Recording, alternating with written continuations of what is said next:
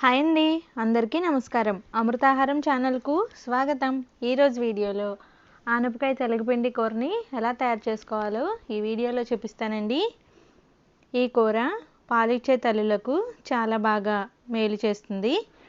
ముందుగా ఒక బాండిని తీసుకుని దీనిలోకి కొంచెం నూనెను వేసి నూనె వేడైన తర్వాత ఒలిచి పెట్టుకున్న వెల్లుల్లిపాయలను వేసి అలాగే దీనిలో కొంచెం ఆవాలు, జీలకర్ర, మినపప్పు, ఎండుమిరపకాయలు పోపు వేసి ఇవి వేగిన తర్వాత దీనిలో కొంచెం ఇంగువ అలాగే కరివేపాకును కూడా వేసి ఇప్పుడు చిన్న చిన్న ముక్కలుగా కట్ చేసుకున్న ఆనపకాయ ముక్కల్ని వేసుకుని ఒకసారి బాగా కలిపి దీనిలో కొంచెం పసుపు అలాగే రుచికి సరిపడా ఉప్పుని కూడా వేసి ఒకసారి కలిపి దీనిని మూత పెట్టి ఆనపకాయ మగ్గేంత వరకు మగ్గనివ్వండి.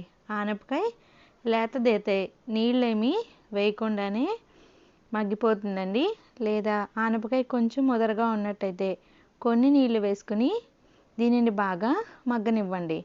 ఇలా బాగా మగ్గిన తర్వాత దీనిలోకి 4 టేబుల్ స్పూన్ల తెలగపిండి పొడి అలాగే కొంచెం కారం కూడా వేసి బాగా కలిపి దీనిని స్టవ్ ఆపేసి సర్వ్ చేయండి. అంతేనండి, ఆనపకాయ తెలగపిండి కూర తయారైపోయింది. ఈ వీడియో కనుక మీకు నచ్చినట్లయితే లైక్ చేయండి, షేర్ చేయండి, అలాగే అమృతాహారం ఛానల్ని సబ్స్క్రైబ్ చేయండి.